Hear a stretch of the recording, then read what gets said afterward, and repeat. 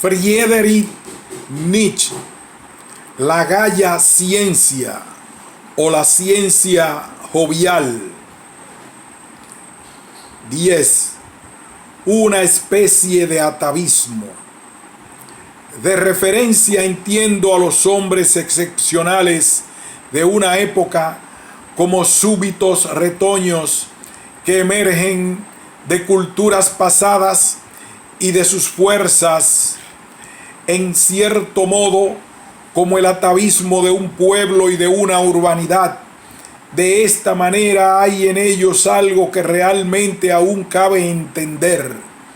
Ahora aparecen como extraños, raros, extraordinarios, y quien siente dentro de sí estas fuerzas tiene que cuidarlas, defenderlas, venerarlas, criarlas en contra de un mundo distinto que se le opone, y así llegará a ser junto a ellas o bien un gran hombre o un loco y un marginado, si es que no perece tempranamente por completo. En otros tiempos eran habituales estas mismas cualidades y en consecuencia eran consideradas como algo común. No destacaban, tal vez ellas eran promovidas, dadas por supuestas. Era imposible llegar a ser grande con ellas. Por lo pronto, porque faltaba el peligro de volverse loco o solitario con ellas.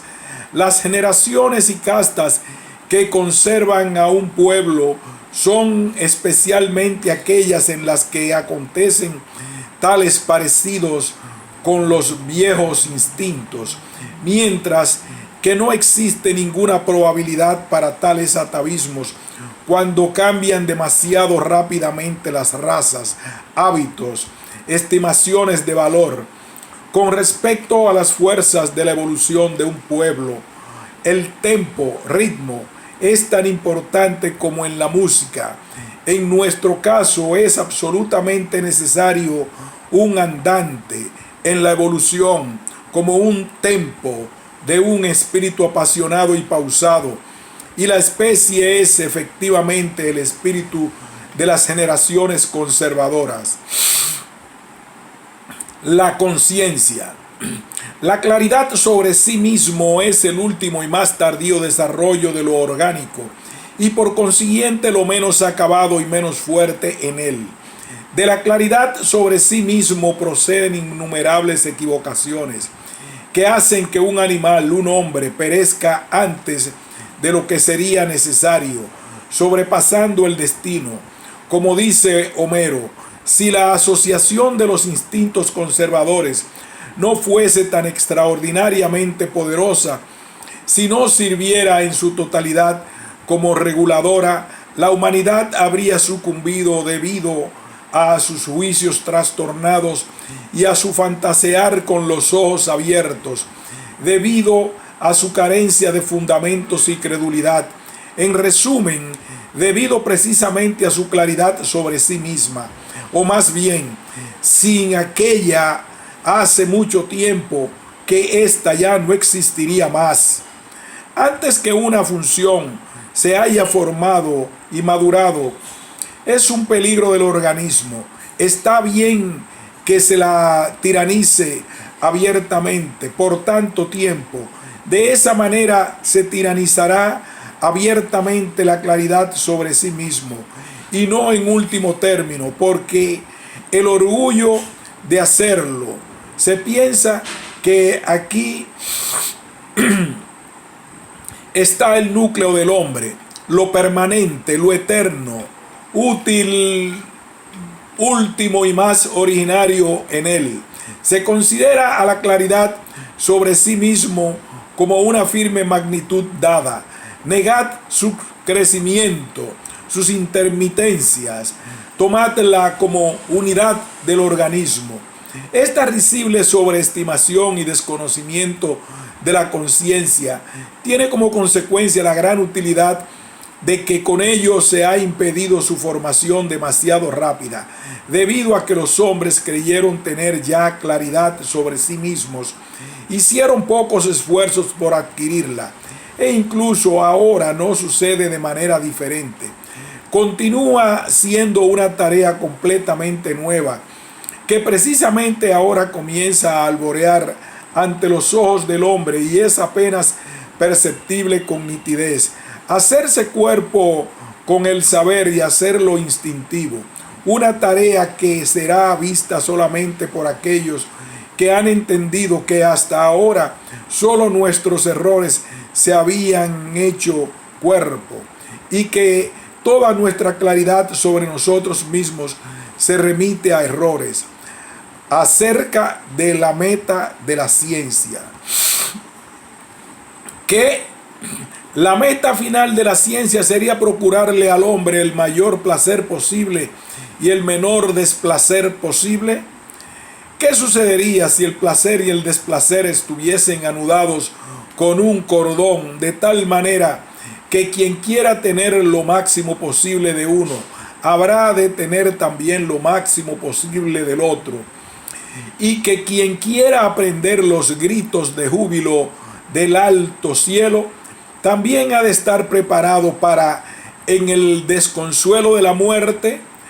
Y así es como sucede, tal vez. Por lo menos así creían los estoicos que sucedía, y eran consecuentes cuando aspiraban al menor placer posible, para tener el menor desplacer posible en la vida. Cuando se pronunciaba el refrán, el más virtuoso es el más feliz, con él se disponía tanto de un lema educativo para la gran masa como de una sutileza casuística para los sutiles. También hoy en día tenéis vosotros la elección, o bien el menor desplacer posible, es decir, ausencia de dolor, y en lo fundamental, los socialistas y los políticos de todos los partidos no deberían prometer honestamente nada más que esto a su gente, o bien el mayor desplacer posible como premio por el crecimiento de una cantidad de exquisitos placeres y alegrías rara vez desgustados,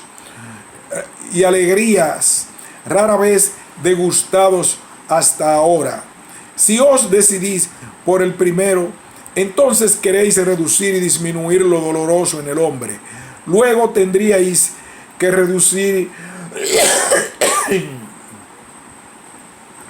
y disminuir lo doloroso en el hombre.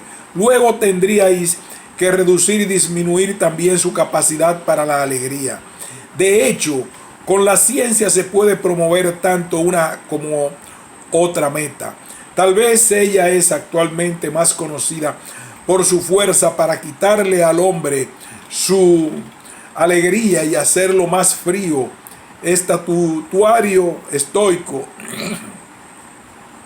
Pero también podría descubrírsele como la gran dispensadora de dolor, y entonces se descubriría simultáneamente tal vez su fuerza contraria, su formidable capacidad para hacer relumbrar nuevos mundos siderales de felicidad. Acerca de la doctrina del sentimiento de poder. Mediante el hacer bien y el hacer daño, uno ejerce su poder sobre otro. No es más lo que allí se quiere. Hacemos daño a aquellos a quienes en primer término tenemos que hacer sentir nuestro poder, pues el dolor es un medio mucho más sensible para eso que el placer. El dolor siempre pregunta por la causa, mientras que el placer se inclina a quedarse en sí mismo y a no mirar hacia atrás. Hacemos bien o queremos bien a aquellos que de alguna manera dependen de nosotros, es decir, que están acostumbrados a pensar que nosotros somos su causa. Queremos aumentar su poder, pues de ese modo aumentamos el nuestro. O queremos mostrarles la ventaja que significa estar en nuestro poder. De esa manera estarán más satisfechos con su situación. Serán más hostiles contra los enemigos de nuestro poder y estarán más dispuestos para la lucha. En nada cambia el valor último de nuestra acción. Si es que al hacer bien o al hacer daño tenemos que sacrificar algo, incluso cuando en ello arriesgamos nuestra vida, como lo hace el mártir a favor de su iglesia. Es un sacrificio exigido por nuestro anhelo de poder o con el fin de conservar nuestro sentimiento de poder. Quien allí siente, estoy en posesión de la verdad, ¿cuántas posesiones no deja escapar para salvar esta sensación? ¿Cuánto no arroja él por la borda para mantenerse arriba? Es decir, por sobre los otros que carecen de la verdad. Sin duda, la situación en que hacemos daño rara vez es tan agradable, tan nítidamente agradable como aquella en que hacemos bien. Es que aún nos falta poder.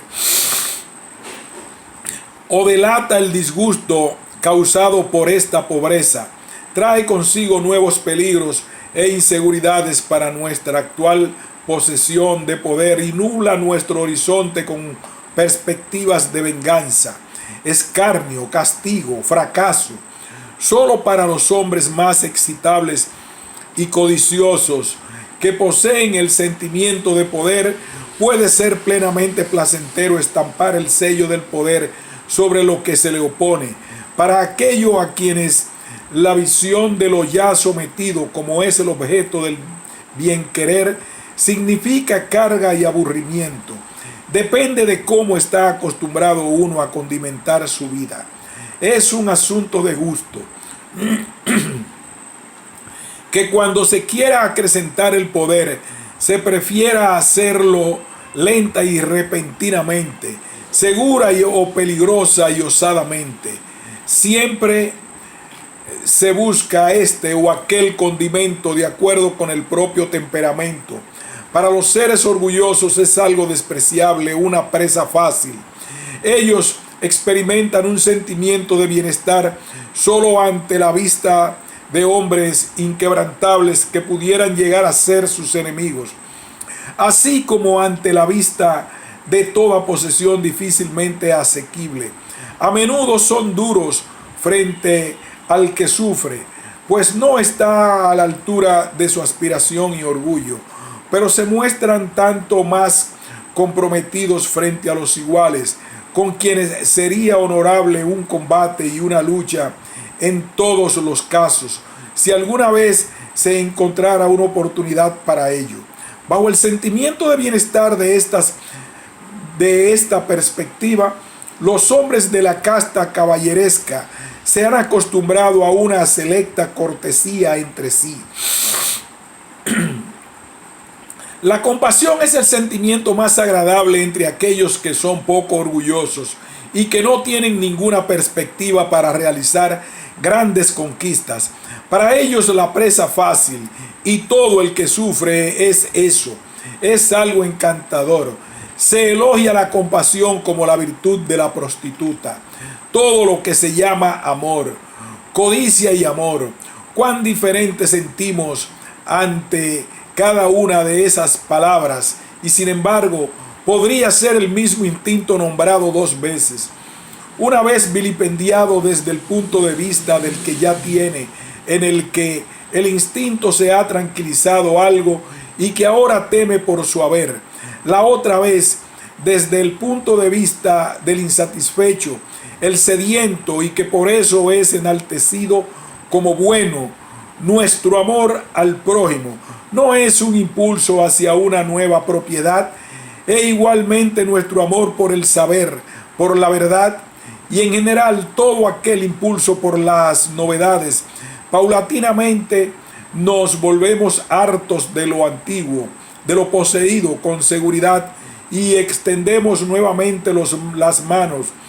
Incluso el más hermoso paisaje en el que vivimos 3 meses ya no puede estar seguro de nuestro amor, y cualquier costa lejana estimula nuestra codicia. La mayor parte de las veces la posesión se vuelve más pequeña mediante el poseer. El placer en nosotros mismos quiere mantenerse de tal modo erguido que una y otra vez transforma algo nuevo en nosotros mismos. Precisamente eso se llama poseer. Llegar a estar hartos de una posesión significa llegar a estar hartos de uno mismo. También se puede sufrir por tener demasiado. También el deseo de desechar, repartir, puede adquirir el honorable nombre de amor. Cuando vemos sufrir a alguien, aprovechamos gustosamente la oportunidad que allí se ofrece para tomar posesión de él.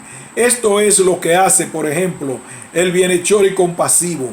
También él llama amor al deseo que en él se ha despertado por una nueva posesión y experimenta allí su placer como cuando le hace señas una nueva conquista.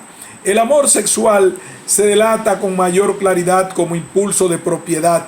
El que ama quiere la posesión exclusiva e incondicionada de la persona ansiada por él. Quiere un poder igualmente incondicionado, tanto sobre su alma como sobre su cuerpo. Quiere ser amado con exclusividad y habitar y dominar en la otra alma como lo más alto y valioso de ser deseado.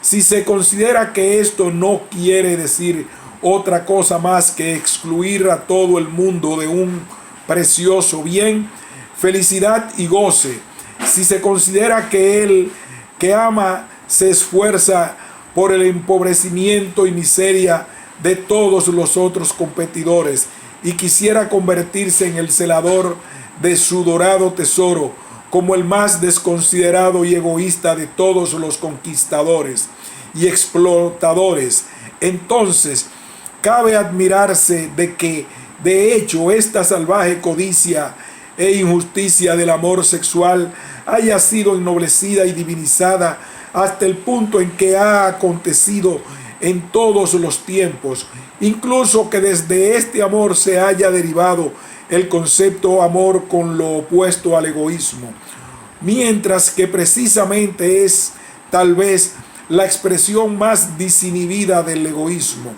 Evidentemente son los que no poseen y los anhelantes quienes han determinado aquí el uso del lenguaje.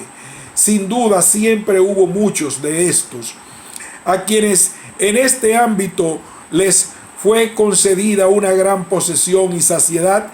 Bien puede haber lanzado al aire una y otra vez alguna palabra en contra del demonio iracundo, como aquel amable y más amado de todos los atenienses, Sófocles.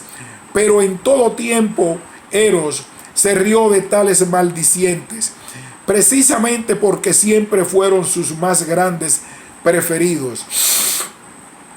Sin duda existe en uno y otro lugar de la tierra una especie de continuación del amor, en la que aquel codicioso anhelo de dos personas entre sí ha cedido a un nuevo deseo y codicia, a una sed común más alta por un ideal que se encuentra por encima de ellos. Pero ¿quién conoce este amor? ¿Quién lo ha vivido? Su nombre correcto es amistad, desde la distancia. Esta montaña convierte a toda la región dominada por ella en algo múltiples. Esta montaña convierte de toda la región dominada por ella en algo de múltiples maneras excitante y lleno de sentido. Luego que nos hemos dicho esto por centésima vez, somos tan irracionales y nos sentimos tan agradecidos frente a ella, que creemos que es ella la que otorga esta excitación y que ha de ser en sí misma lo más excitante de la región. Y así es como ascendemos a ella y quedamos defraudados. Repentinamente ella misma pierde su encanto, así como todo el paisaje en torno nuestro. Debajo de nosotros habíamos olvidado que algunas magnitudes, al igual que algunas bondades, solo quieren ser vistas a una cierta distancia y de todas maneras desde abajo y no desde arriba. Solo así producen efecto. Tal vez en tu cercanía conoces a hombres que deben mirarse a sí mismos solo desde una cierta lejanía para poder encontrarse soportables, atractivos, fortalecedores. El conocimiento de sí mismos les está contraindicado. Sobre el puente. En el trato con personas que son pudorosas frente a sus sentimientos, uno tiene que poder disimular. Sienten un odio repentino contra aquel que las sorprende en un sentimiento cariñoso, entusiasta, exaltado, como si les hubiesen visto sus secretos. Si uno quiere hacerles bien en tales momentos, entonces hay que hacerles reír o decirles alguna broma helada, malévola. Con ellos se enfrían sus sentimientos y vuelven a ser dueñas de sí mismas. Efectivamente, coloco la moral delante de la historia. Alguna vez hemos estado tan cerca uno del otro que nada más parecía impedir nuestra amistad y hermandad, y solo quedaba aún entre nosotros un pequeño puente. En el preciso momento que querías poner los pies en él, te pregunté: ¿quieres cruzar hacia mí por el puente? Pero en ese instante tú no quisiste avanzar más, y cuando te pregunté nuevamente, callaste. Desde entonces se abalanzaron entre nosotros montañas y caudalosos torrentes y todo cuanto solo separa y vuelve extraño. Y aun cuando quisiéramos volver el uno al otro, ya no podríamos. Pero si ahora recuerdas aquel pequeño puente, te quedas sin más palabras, solo con sollozos y asombro. Motivar a su pobreza. Sin duda no podemos convertir mediante ningún artificio a una virtud pobre en una virtud rica y copiosa, pero sí podemos dar elegantemente su pobreza el significado de la necesidad, de manera que su mirada no nos duela más y que a causa de ella no tengamos que ponerle el destino una cara llena de reproche. Así actúa el sabio jardinero, que decora el pobre arroyuelo de su jardín con una fuente de ninfas, y de ese modo motiva a la pobreza. ¿Y quién, como él, no necesitaría de las ninfas? El orgullo de los antiguos. Nos falta el antiguo colorido de la nobleza, porque nos falta el sentimiento del esclavo de la antigüedad.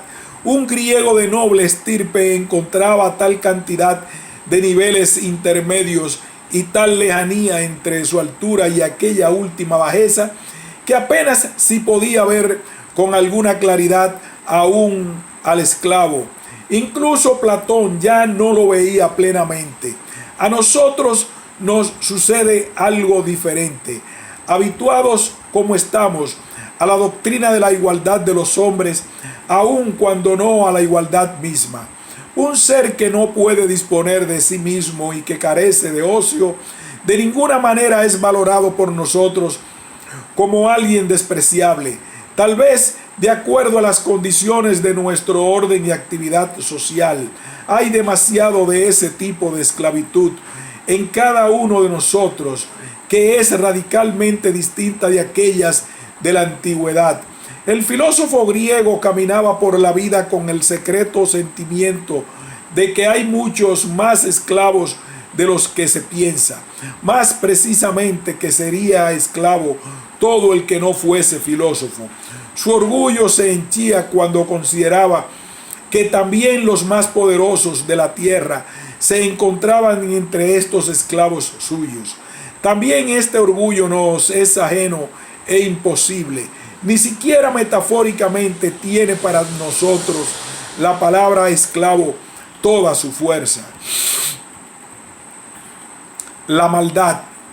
Poned a prueba la vida de los mejores y más fecundos hombres y pueblos, y preguntaos si un árbol que deba crecer orgulloso hacia lo alto puede prescindir del mal tiempo y de la tempestad. Si la inclemencia o resistencia de afuera o cualquier forma de odio, celos, terquedad, desconfianza, dureza, avidez y violencia no pertenecen a las circunstancias más favorecedoras, sin las cuales incluso para la virtud sería difícilmente posible un gran crecimiento. El veneno que aniquila a los seres débiles es fortalecedor para el fuerte, y él tampoco lo llama veneno. Dignidad de la locura. Algunos milenios más sobre la vía del último siglo, y se hará visible la más alta cordura en todo lo que el hombre hace. Pero precisamente con ello la cordura habrá perdido toda su dignidad. Efectivamente es necesario ser cuerdo, pero también tan corriente y tan vulgar como para que un gusto más noble llegue a sentir esta necesidad como una vulgaridad. Y así como una tiranía de la verdad y de la ciencia estaría en condiciones de hacer subir el precio de la mentira, también una tiranía de la cordura podría hacer crecer un nuevo género de nobleza. Ser noble, eso significaría entonces tal vez tener locuras en la cabeza. A los maestros del desinterés. No se llama buenas a las virtudes de un hombre por los efectos que ellas tengan para él, sino por los efectos que de ella presuponemos para nosotros y para la sociedad. Desde todos los tiempos se ha ido muy poco desinteresado, muy poco no egoísta en el elogio del virtuoso. En caso contrario, se tendría que haber visto precisamente que las virtudes como la laboriosidad, la obediencia, la castidad, la piedad, la justicia, son perjudiciales para sus poseedores la mayoría de las veces. En tanto, son instintos que imperan en ellos con demasiada vehemencia y codicia, y que, visto desde la razón, de ninguna manera quieren mantenerse en un equilibrio con respecto a los otros instintos. Cuando tienes una virtud real, plena, y no solo un instintillo que inspira a ser una virtud, entonces eres su víctima. Pero justamente por eso el vecino elogia tu virtud. Se elogia al laborioso aun cuando con esta laboriosidad perjudique la fuerza visual de sus ojos o la originalidad y frescura de su espíritu. Se honra y compadece al joven que trabaja hasta reventar, pues se juzga que para la total grandeza de la sociedad la pérdida del mejor individuo no es más que un pequeño sacrificio. Es malo que haga falta una víctima, pero sería mucho peor, por cierto, si el individuo pensase de otra manera y diese mayor importancia a su conservación y desarrollo, antes que a su trabajo al servicio de la sociedad. Y así compadece a este joven, no por lo que sea bueno para él mismo, sino porque la sociedad ha perdido mediante esta muerte un instrumento leal para ella y desconsiderado para consigo mismo, un así llamado hombre valiente. Tal vez pueda deliberadamente, aun si es que habría sido más útil para el interés de la sociedad, que él hubiese trabajado menos desconsideradamente con respecto a sí mismo y se hubiese conservado más largo tiempo, pues efectivamente se reconoce el provecho que ello significa, pero inmediatamente resuena aquella otra ventaja de que ha habido una víctima y el sentimiento del animal sacrificial se confirma nuevamente con toda evidencia como superior y más duradero. Por consiguiente, lo que propiamente se elogia en el virtuoso cuando se lo elogia es el instrumento natural y luego el ciego instinto que impera en cada virtud, que a través del beneficio total del individuo no se deja poner límites. En suma, la irracionalidad en la virtud mediante la cual el ser individual se deja convertir en una función del todo. El elogio del virtuoso es el elogio de algo que daña a lo privado, el elogio de instintos que quitan al hombre su más noble egoísmo y la fuerza para el supremo cuidado de sí mismo. Ciertamente, para la educación e incorporación de hábitos virtuosos se trueca una serie de efectos de la virtud que hacen aparecer a la virtud y a la ventaja privada como hermanadas. Y de hecho, existe una tal hermandad. Por ejemplo, la ciega y furiosa laboriosidad, esta típica virtud de un instrumento, será presentada como el camino hacia la riqueza y el honor y como el don más saludable contra el aburrimiento y las pasiones, pero se calla su peligro, su más alta peligrosidad. La educación procede sin excepción así. Busca fijar al individuo en una manera de pensar y de actuar mediante una serie de estímulos y ventajas que, cuando se han convertido en hábito, instinto y pasión, dominan en él en contra de su último provecho, por sobre él, pero a favor del bien general.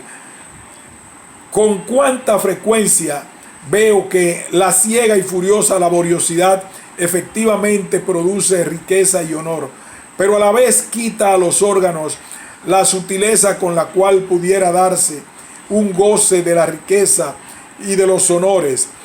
De la misma manera como aquel importante medio contra el aburrimiento y las pasiones, opaca a la vez los sentidos y pone renuente al espíritu frente a nuevos estímulos.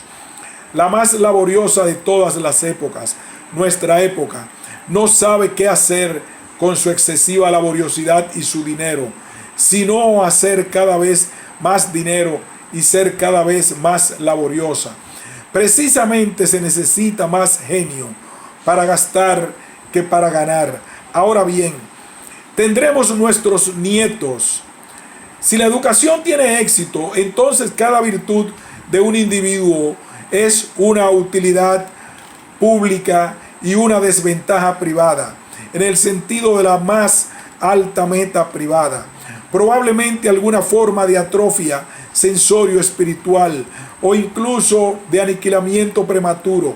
Cabe considerar desde este punto de vista sucesivamente la virtud de la obediencia, de la castidad, de la piedad, de la justicia, el elogio del desinteresado, abnegado, virtuoso, por consiguiente, de aquel que no emplea toda su fuerza y razón en su conservación, desarrollo, enaltecimiento, promoción, ampliación de poder, sino que con respecto a sí mismo vive modesta e irreflexivamente, tal vez incluso indiferente o irónicamente.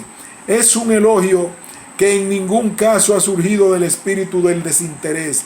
El prójimo alaba el desinterés porque él obtendrá un provecho a través suyo.